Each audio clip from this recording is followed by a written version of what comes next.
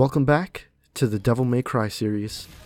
Today we're going to be taking a look at what is probably my favorite game in the series, and I'm pretty sure I'm not saying that out of just post-release hype.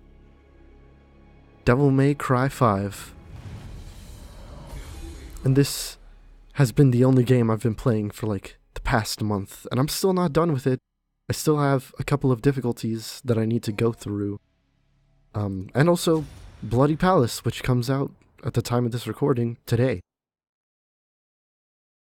It's seriously been so fun playing this game. I am not someone who has been on the Devil May Cry train for a long time. I started with DMC Devil May Cry, kind of. I really started with PlayStation All-Stars Battle Royale, honestly. Playing Dante in that, the way his combos worked.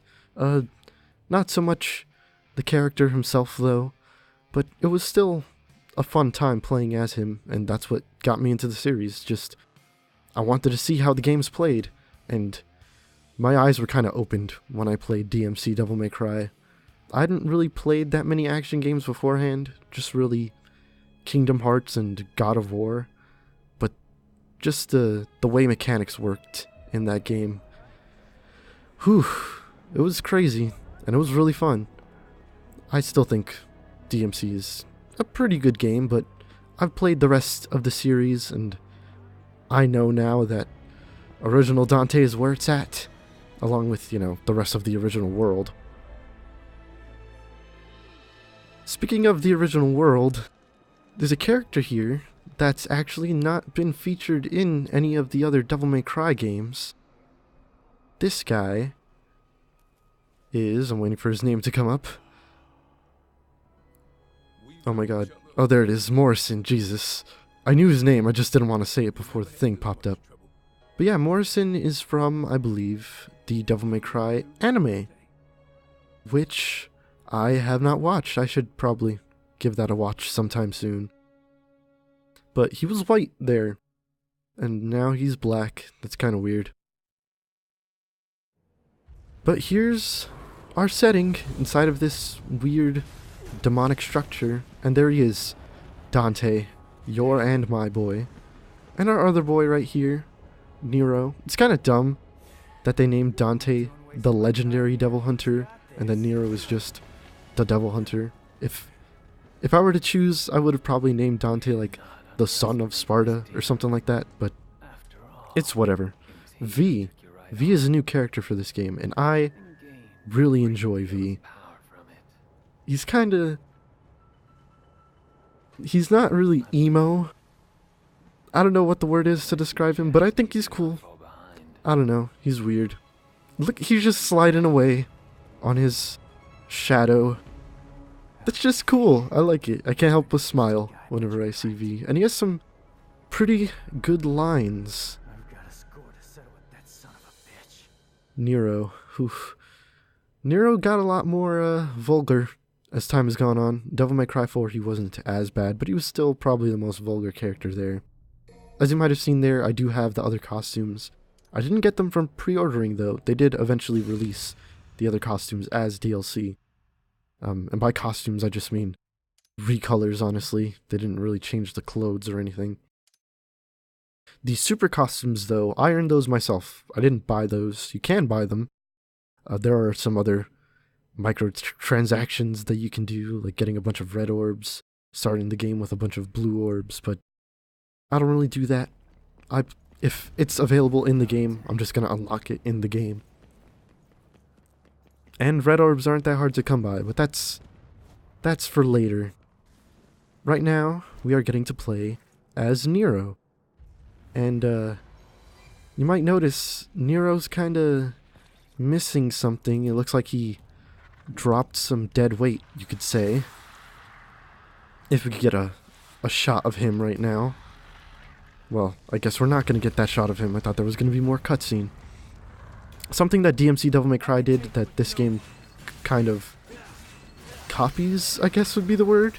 It introduces its demons in cutscenes, which is pretty cool. I never remember the names of demons in other Devil May Cry games, mostly because they don't tell you what the names of them are in like actual gameplay. They do tell you in some of the extra stuff, like other menus, like galleries that they have in the games, but I don't really frequently check those. I just kind of play the games. Speaking of playing the games, I should have talked about Nero and his sword there. That is the Red Queen, and it's a pretty damn cool sword. It's not demonic like any of the other weapons in this series, because Dante, you know, his crazy stuff, shooting lightning and fire everywhere. Nero's is just kind of a big old sword, but it's a strong sword. It has a cool mechanic to it called Exceed, where you can rev up the sword to do more damage, but revving up takes a long time. However, if you rev the sword up while attacking, if you press the rev button with perfect timing basically, you can charge up the sword without having to slowly and manually rev it up yourself.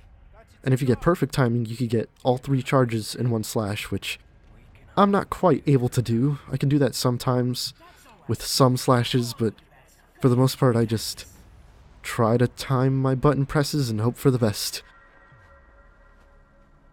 In this game it is a bit easier than in the last game, I feel, though. Like, getting the timing on the rev slashes isn't as bad. In fact, this game is kinda easier than the other games. As you might have seen earlier, I picked Son of Sparta, but the enemies are going down pretty fast. Oh, on that side thing right there, you could see my name. This game has a cameo system, I believe it's called, where basically you can see other players' ghost data, or if they're playing the game with you, you can actually see them playing on the sidelines.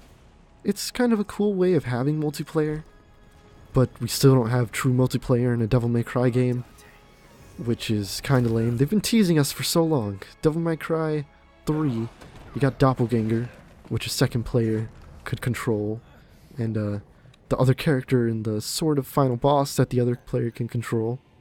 But no, not here. Just get to watch people play. It's okay. I mean, it's nice seeing other people's gameplay. Although I haven't really used the system much.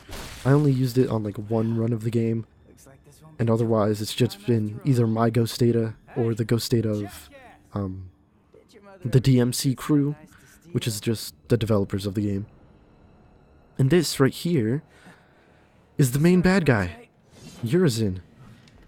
He took Nero's arm. I've been meaning to talk about that. Yeah, Nero doesn't have an arm. It's kind of an important thing to mention. But this is a 2-phase boss fight. He has his crystal, which you destroy with your guns. They're really weak to your guns, actually, or your one gun. And then you can attack the main body with your sword. And I had 3 revs there, which made things really easy. If you don't have any charges on your sword, you're probably not going to do that much damage, or at least as much as I did. But yeah, that's the end of the game. We beat the final boss, and everyone lived happily ever after. Seriously, this game is just so good. I know it's kind of on the short side, but I've played this short side for so long, and it's so good. Man, I just like Devil May Cry. And pretty soon I'm going to be playing even more Devil May Cry, thanks to the Bloody Palace update that's coming out. Can't wait to do that. Oh, I can't believe I forgot to talk about Nero's gun. It's called the Blue Rose. It's basically just a big old revolver. Has two barrels on it, so it can shoot 2 shots at a time. Because Nero's crazy like that. He actually made his weapons himself, I'm pretty sure. Or at least, I know the sword he modified based off of another sword design, and then the gun he made himself, which is pretty impressive, especially for someone who was a kid at the time. He was like 18 years old when he made that stuff, maybe even younger. 18 is the first time we see him in Devil May Cry 4. In this game he's like 20 something, 23. I think it's 5 years after. Well, whatever. Yeah, this game was good. And these are some cool cutscenes that you get to see in the credits here. It's interesting that they don't put that stuff, available to watch in the main game, but whatever. It's a Mad Lad game with Mad Lad game mechanics, so that's just how it be. And they all lived happily ever after. Yeah. That's Devil May Cry 5 for you. Wait, of course, we gotta see my ranking. Because they do rank you at the end of these missions, as you should know. Yeah, I didn't continue. Oh man, that's a good score. 19,000. That's actually a pretty dang huge score. S rank. Alright. Yeah, that is Devil May Cry 5. I hope you've enjoyed. April Fools, I'm gonna have myself a strawberry sundae and see you on the next one.